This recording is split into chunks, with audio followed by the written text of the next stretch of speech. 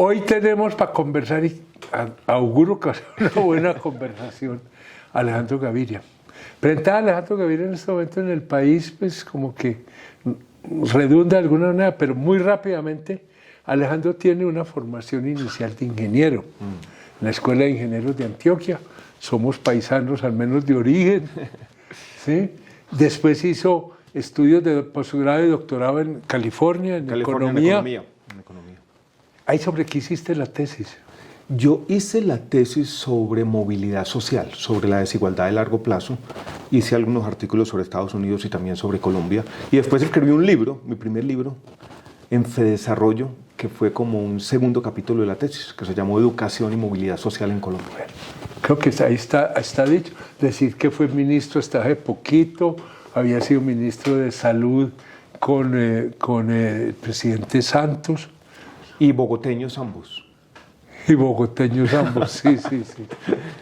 Ha sido profesor en la Universidad de los Andes, rector de la Universidad de los Andes. Pues paremos ahí porque no se trata ahora de echarle incienso para nada a Alejandro, sino que la gente diga, ya sé quién es el personaje.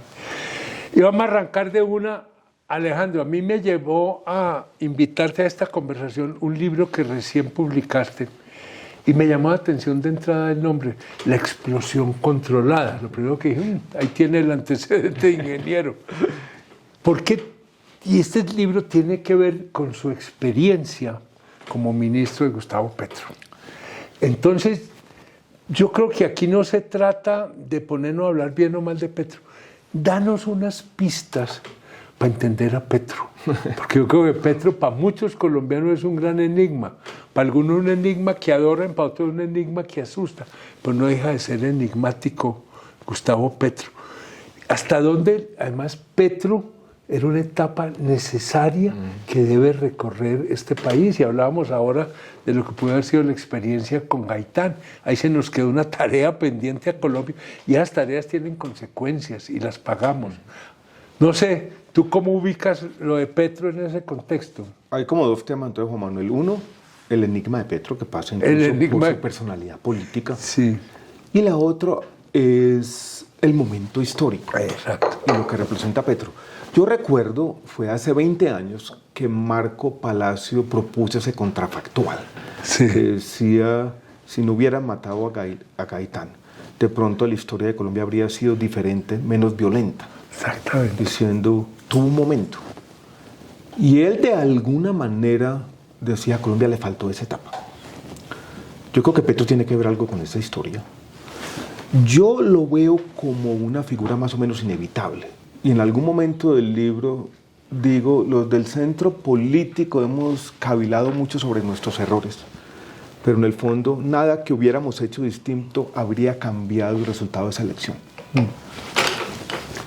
Necesitaba un estremecimiento. Recogió un momento político, recogió ese hastío con el establecimiento. Una explosión controlada. Entonces es eso, había un estado de opinión en el país y Petro logró articular eso. Y yo creo que logró leer el momento. Yo recuerdo yo como precandidato presidencial oyendo sus discursos con atención y él decía algo así que era muy sencillo. Colombia no tiene paz porque no tiene derechos. Y no tiene derechos porque tenemos corrupción en la política y neoliberalismo que viene por allá de los años 90. Y eso que era una simplificación, era un discurso que fue eficaz. Y yo terminé haciendo parte del gobierno de Gustavo Petro, Juan Manuel, porque yo veía que eso podía ser bueno para la democracia colombiana, que él articulaba ese descontento y que para muchos colombianos era una ilusión de cambio. Y ellos no confiaban en el Estado, no confiaban en la democracia, pero al confiar en Petro, le estaban dando el beneficio de la duda a nuestras instituciones. Esa es la explosión controlada. Es como la lectura de ese momento que lo definiste en el que muy surgió precisamente. Petro. Exactamente. Porque yo creo que lo de Petro hay que mirarlo en contexto. Hay que mirarlo como parte de un proceso de construcción de este país, que entre otras partes de los problemas de Petro es que a veces, por lo menos en su discurso, le da dificultad de aceptar que este es un país de alguna manera en construcción. ¿Sí? Y él a veces uno le siente como alma de buldocero, vamos a entrar aquí, vamos a buldocear todo. Y yo creo que ese es uno de los problemas grandes que con él habría que buscar, porque por ahí tampoco es la salida, ¿no? Me parece, Juan Manuel, muy interesante que tú lo veas así, porque viene un poco esta historia política. Yo me reuní con Petro por primera vez en el 2021, en abril. Estábamos todavía saliendo de la pandemia. Él había tenido incluso COVID muy fuerte en Florencia. No, estuvo mal. Y él me dijo una cosa interesante en ese momento, 2021. Todavía la campaña presidencial estaba muy en ciernes, calentando motores apenas. Y él me dijo, para gobernar a Colombia se necesita una alianza entre el progresismo que yo represento y el liberalismo. Él creía que yo tenía quizás una conexión con Cuando él hablaba de liberalismo, ¿era partido liberal o una visión liberal de la política? Como la visión liberal. Yo creo lo mismo. La visión liberal entendida como el reformismo democrático. Sí. Como juntarle al bulldozer un poquito de cordura. Discutamos un poquito a ver qué es lo que tenemos que tumbar y qué es lo que nos falta por construir. Y yo siempre creí, mi lectura de Colombia era la de una transición. Aquí hay un mundo que se está agotando y otro que vamos a construir. Y que yo en esa conversación entre ese reformismo gradualista que busca consensos y esa impaciencia que mostraba Petro de construir un país distinto, podía jugar un papel, aportando ideas.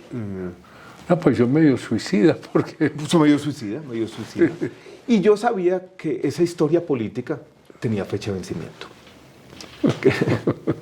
Y cuando me preguntaban a mí, ¿usted cree que va a durar los 4 años? Yo decía, no. Pero pensé que no iba a ser la historia que fue, porque la historia que fue la historia de un fracaso.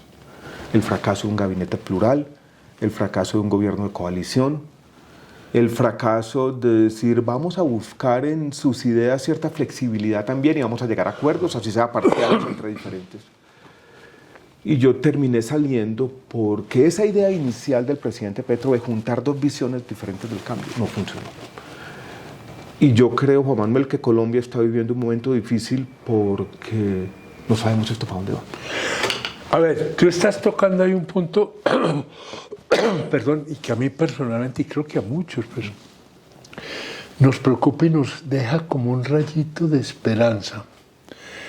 Y es que finalmente Petro está entendiendo, y tenemos que hablar de Petro, que es el presidente, pues, del resto, esté tranquilo, Gustavo es Petro. El presidente y mucho está en juego, faltan 3 años, tenemos muchas incertidumbres, hay mil preguntas. Y él ha revolcado muchas cosas y ha puesto muchos temas sobre la mesa. Todos los días pone uno. Todos los días pone uno. Entonces, yo creo que ese Petro enfrenta una situación muy compleja políticamente hablando. Yo creo que el camino de gobernabilidad con que él se había introducido lo reventó, él mismo lo que tú estás anotando. Él mismo lo hizo implosionar, ¿cierto? Y ante eso le quedan 2 alternativas. O radicalizarse y olvidarse de buscar un acuerdo. Entonces viene llamémoslo el Petro de la plaza pública, el Petro del balcón, el Petro del discurso muy fuerte, y empezar a decir, yo no estoy pudiendo gobernar porque no me dejan gobernar. Él tiene un alma por allá de mártir, que es complicada cuando hay un presidente con vocación de mártir. O la otra, que sería, maestros, aquí hay unos acuerdos, porque yo creo que en el país hay un acuerdo que hay que hacer unos cambios grandes. Sin duda. Yo hasta me atrevería a decir, trabajemos a partir del listado de cambios que plantea Petro y sobre esa base, pero juntemos, hagamos el famoso y manido acuerdo nacional. Y ahí veo que él está manoseando otra vez esa idea. No sé cómo sentir vos en este momento. Lo siento muy parecido como tú lo sientes, Juan Manuel. Una especie de ambivalencia o ambigüedad. Sí, como que da un paso para adelante. Habla de acuerdo nacional, pero a veces sus declaraciones parecen cerrarle la puerta al mismo acuerdo. Es que ese es el punto. Habla de acuerdo nacional y tiene una pretensión que para mí es imposible, y es que cualquiera que se sume tiene que ser notario de sus ideas o su programa inicial. Sí, y así no se construye. Eso no se discute, eso se firma. Uno básicamente entra al acuerdo y firma un contrato de adhesión.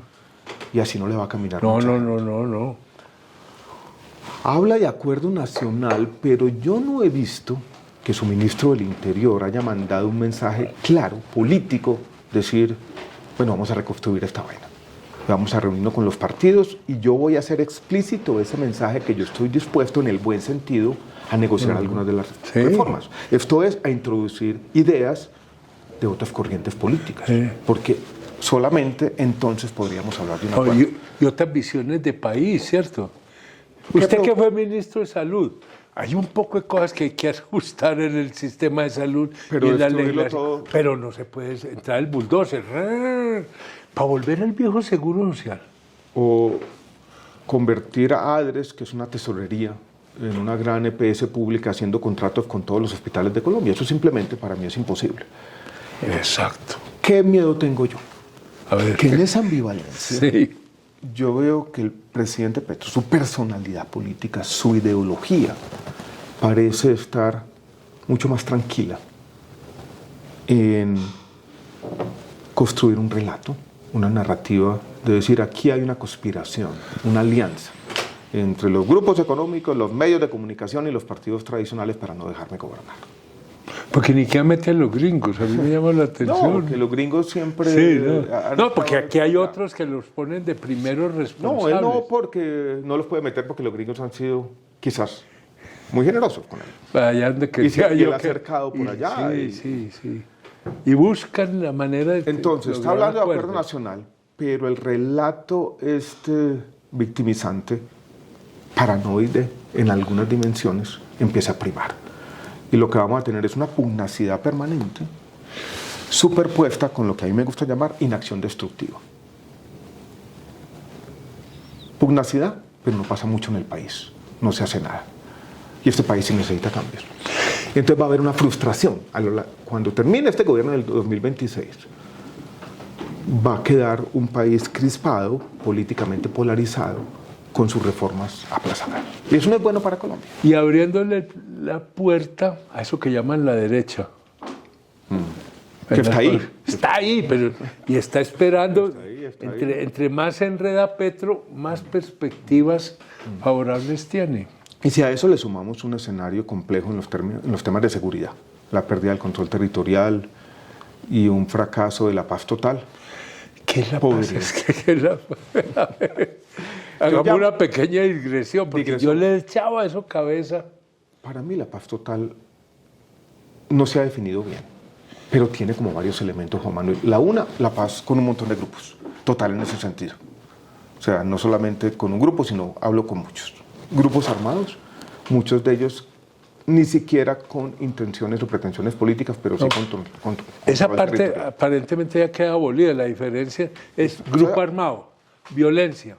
Acabamos con esa diferenciación y la paz total eso es lo que yo siento en Petro. Entonces, primero, los iguala a todos, los nivela. Tiene esta pretensión un poco rara, que la paz total también es la paz que va y hace una intervención sobre todas las causas de la violencia.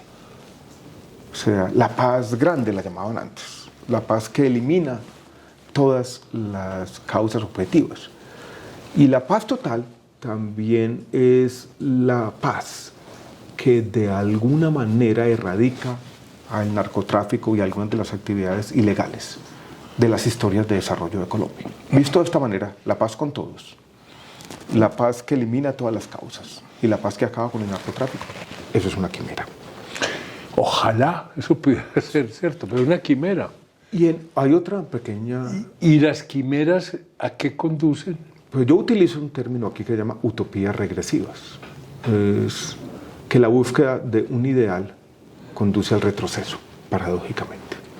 Y ese es el temor que yo tengo, Juan Manuel. Utopías regresivas. Sí, es cuando yo tengo más que transformar es como congelar muy grandes. Sí. Y están en el discurso completamente. Y lo reitero infinitas veces. Y busco la paz total. Termino exacerbando los problemas.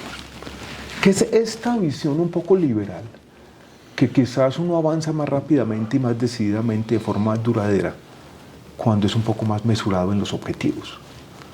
¿Qué tal buscar una paz parcial? ¿Qué tal entender que este es un desafío de largo plazo que no va a resolver un gobierno? Quizás entender las complejidades del narcotráfico.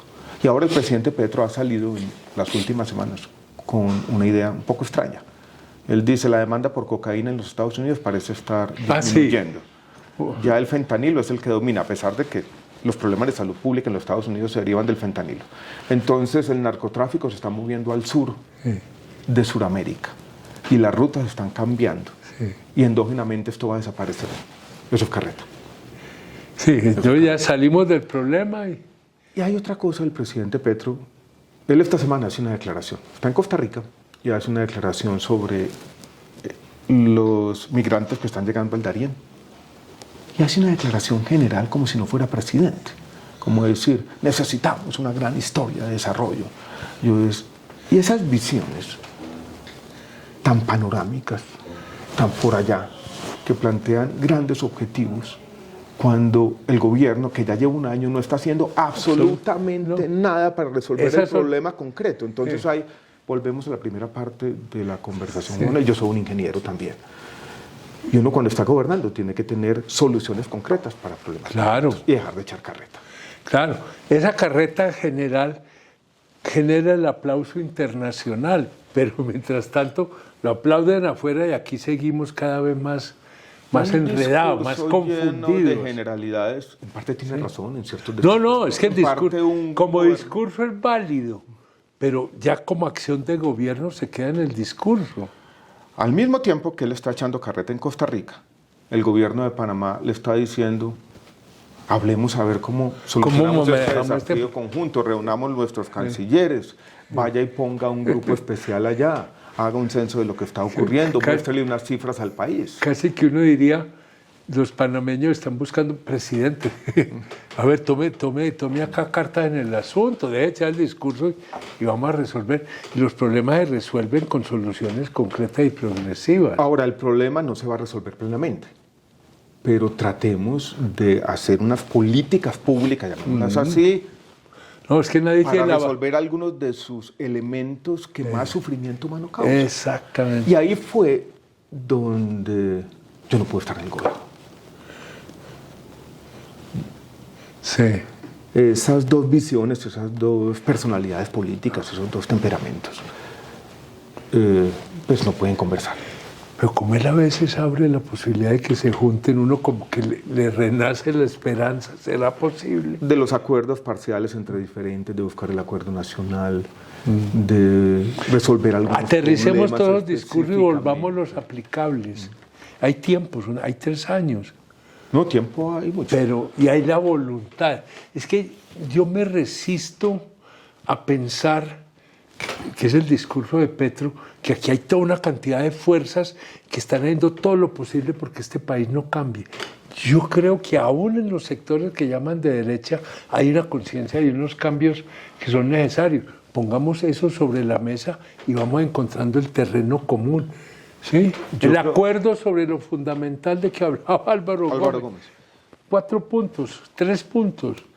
Arranquemos el proceso de cambio y eso se va alimentando. Este país quería cambiar y quiere cambiar. Quiere cambiar. Y en eso Petro tenía razón. Este país está lleno de fuerzas reaccionarias por ahí. Sí, pero digámoslo claramente, hoy son minoría. Y el país quiere ese cambio. Pero ahora hablábamos antes de empezar. Sí. Estaba hablando de México y 2 intelectuales mexicanos. Su padre Jesús Silva Herzog y su hijo Jesús Silva Herzog Márquez. Yo me leí un librito que alimentó este libro. Y él, describiendo lo que está ocurriendo en México con el presidente Andrés Manuel López Obrador, lo describe con 2 palabras. Dice, yo veo solamente teatro y voluntad. Pero así no se puede gobernar. Necesita algo más. Petro tiene la voluntad. Tiene la voluntad y tiene el balcón. Él no se baja del balcón. Pero ¿dónde está el método? Entonces al teatro y la voluntad hay que sumarle el método. Y sin método esta vaina no cambia. No, esto a punto de cuentos no cambia. Es más, puede acabar de enredarse. En vez de despejar, acaba de confundir la situación. Completamente. Sí. Completamente. Y entonces, en algunos aspectos específicos, yo creo que el presidente tiene la voluntad en los temas de reforma agraria. Yo creo que el presidente tiene la voluntad en los temas de tener una política distinta contra las drogas. Yo creo que tiene la voluntad en algunas de las reformas sociales, incluida la pensional y la de salud. Tiene la voluntad en los temas de educación que yo viví, y ha puesto los presupuestos, incluso la plata está allí. Pero, por ejemplo, en educación, él cree que la transformación en educación superior se hace con infraestructura y haciendo una sede universitaria en cada pueblo. Sí, y eso puede ser una colección de elefantes blancos muy berraca. Absoluto. No, es que yo creo que en lo de Petro está...